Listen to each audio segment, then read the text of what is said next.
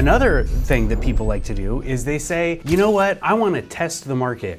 I want to see how high I can go. And so when I hear that, I start to get a little bit nervous because it's telling me that that seller isn't really committed to a sell and that they only really want to sell if they get their high watermark. And if they can't get their high watermark, they don't really want to sell their property. And so there's not a whole level of commitment that there is to a person that needs to sell their house to move somewhere because of job transfer or they have a timeline or something is happening in their life and they need to move. So if this is more of a just testing the market kind of process, it's gonna have less of a chance of success because what you're doing is you're trying to game the system. What you're trying to do is you're trying to release your property to a very small number of people at an elevated price and you're gonna hope that you get lucky.